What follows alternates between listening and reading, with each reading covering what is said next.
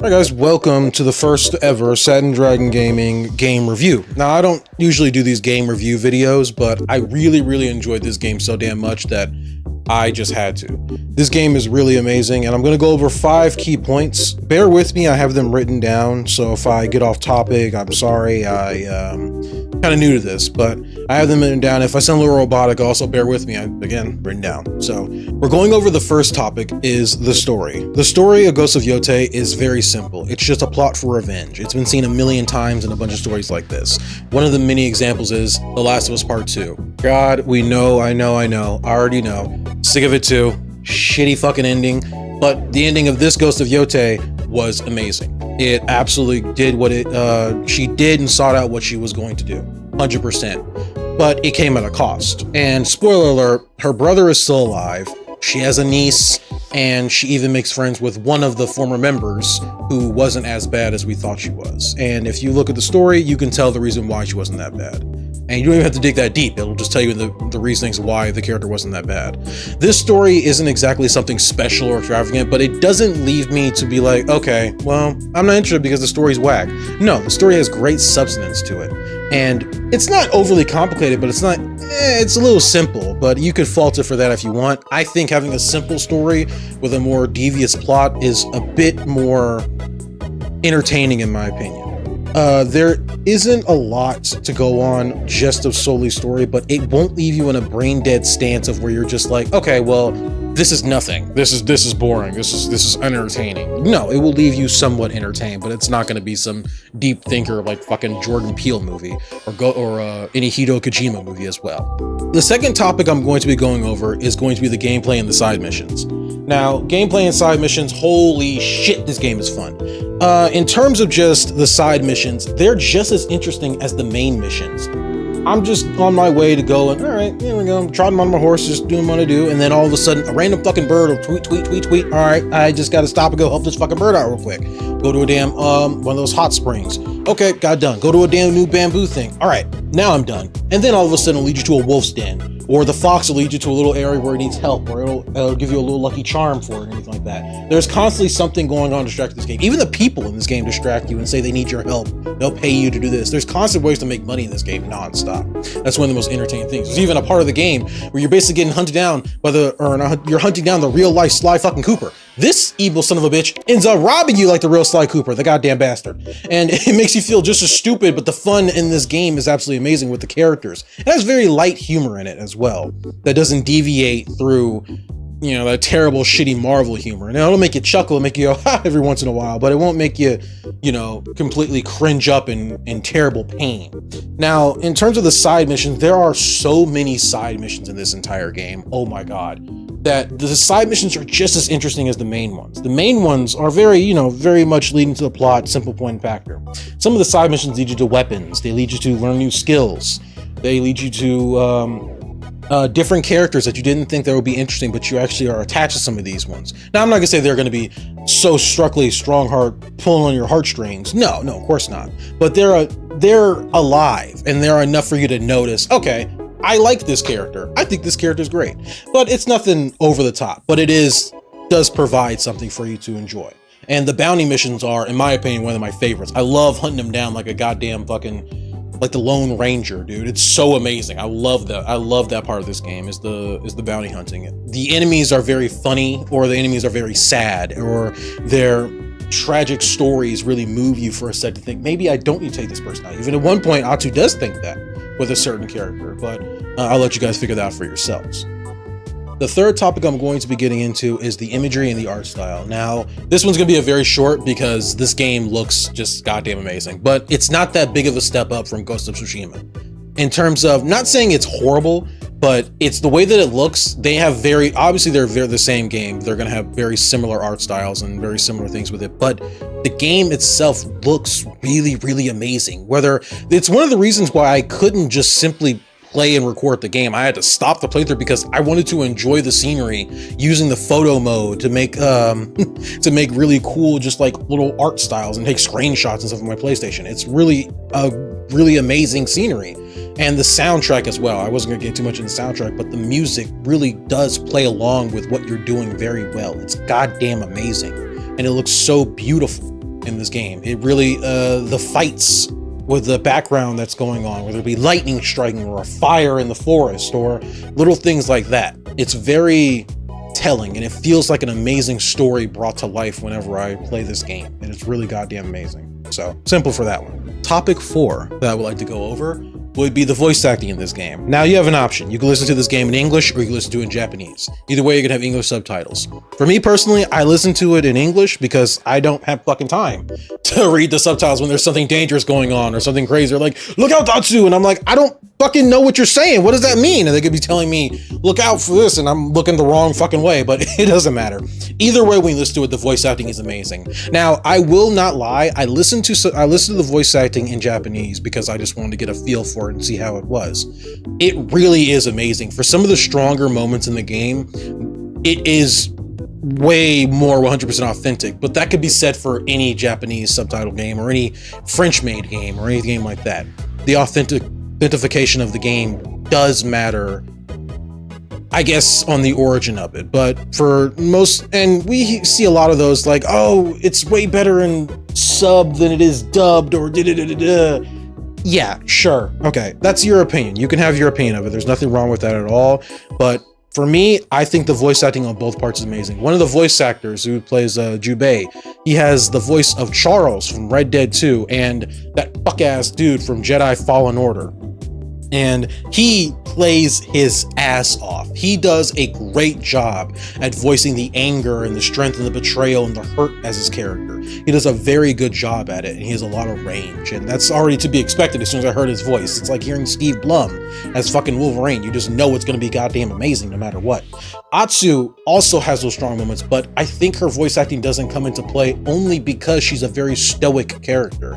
It's not as if she's a boring voice character. No, not in the least.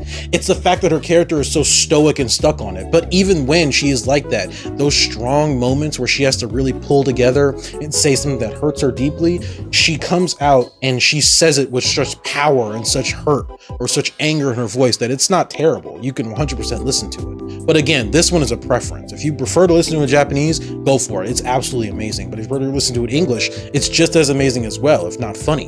And even the side characters, their voices are very unique and different. They're not all just sound the same, with the same, even the same accents don't even sound the same for some of these characters. Their dialects are slightly different. It sounds really, really well done in English and in Japanese, and I recommend playing it in both if you want. If you're really committed to it, go for it. But there is no lackluster of voice acting. There are some points of it that are, okay, this is kind of okayly said, but if you listen to it in Japanese, you're like, God damn, that shit hurt me deep. But then that's about it. The topic I want to go over lastly is combat.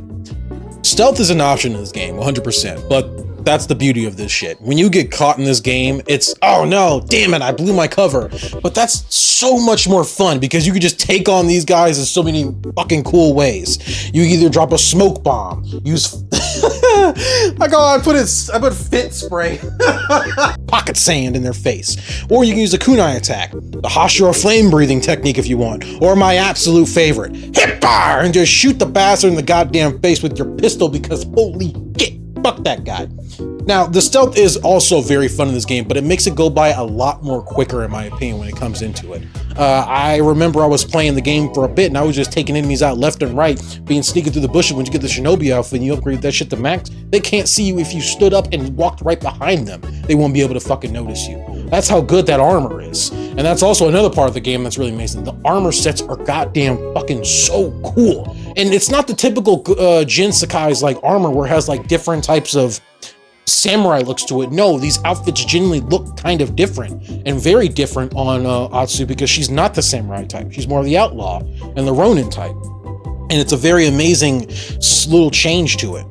You can switch in between either using your gun, which is amazing in this game. Using the goddamn musket feels like, ah man, the reload process is horrible, but man, when you one-shot that guy in the head from a mile away, because you can hit that shot and you can eyeball that shit like Iron Man when he was trying to hit Bucky, man, you got that shit. It's fucking amazing. But the real lover about this game is once you get to a part of the game, and I won't spoil it, but it's one of my favorite parts of this entire game, when Atsu pulls out the goddamn fucking dual wield katanas, and she's like fucking Optimus Prime in Revenge of the Fallen, just hacking and slashing these guys, ripping their arms apart and shit. There's nothing but bodies laying on the ground. Her body's covered with blood. It is an absolute fucking that shit's a hype train, dude. That's awesome. Best part of the goddamn game, in my personal opinion. Loved it so much. But the real fucking enemy in this game, the real enemy, the real killer, are those goddamn fucking bears. I've been jumped by a random bear like 15 times. I got a bear that was immune to a bullet. How the fuck does that happen? These damn bears, I tell you what now. But anyway, other than that, the combat, in my opinion, is a solid 10 out of 10. There's nothing wrong with it at all. Dude, those fucking bears are evil. Oh my god. I tried to just come up with one with a sword. Nah, I gotta shoot it. Oh, I gotta shoot that fucking bear. Now, my final verdict for this game, I gotta say, I like Ghost of Tsushima. I could come back to this game and just sit there and relax a long, good week, and I could play the Ghost of Tsushima and play as a really badass, cool samurai.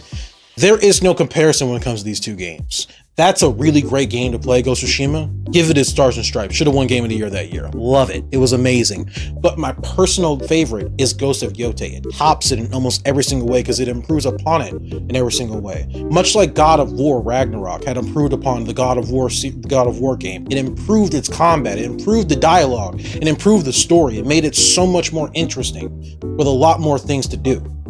Personally, for me, my most favorite games are the Doom series. Name any one of them, I fucking love them. God of War, love them as well. Infamous 2, specifically Infamous 2.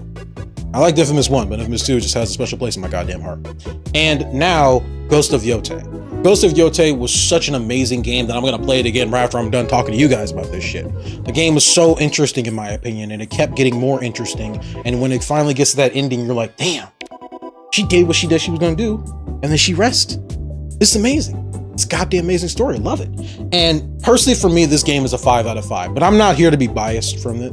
Not one fucking bit. There are some flaws in this game, a few glitches, nothing that'll be like game breaking and make you kill yourself or make you die or just, you know, completely crash your game, because I came across this game with 0 crashes.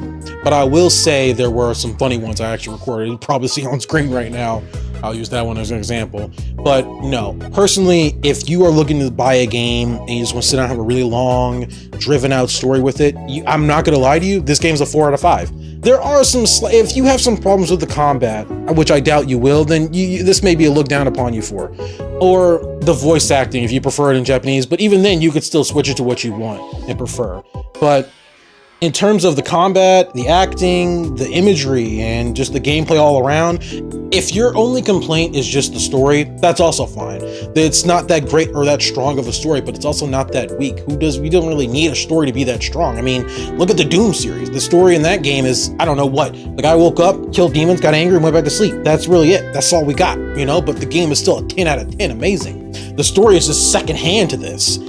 And if your only complaint with this game is that Atsu's a woman, and you're saying it's woke because of that, when there's very little else about this game that would be considered, I guess, woke, you're watching the wrong fucking guy. You can just get the fuck out of here. No one wants you here. Sorry, no offense, but I will not, I don't give a shit. If your argument has something to do with more, I think the story could have been this or that, the other, of course, your opinion is very valid. But if your only opinion is the fact that it shouldn't have been a woman, then well, your brain is as small as your goddamn fucking dick, so it's nothing wrong with that. And yeah, other than that, thank you for watching my video. I do appreciate it. This is the first like review game that I've ever done in my life terms, so it's probably gonna sound terrible all put together, but I'm gonna try my best to make it sound cognitive and for you guys to understand with some stuff in the background, obviously. But thank you. I know I haven't been posting many videos lately. I've been kind of out of it, but I will be uploading Little Nightmares tomorrow nights,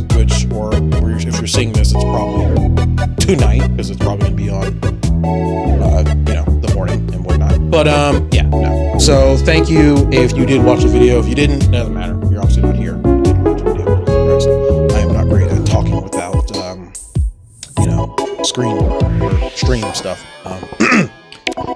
Subscribe to my shit. Bye.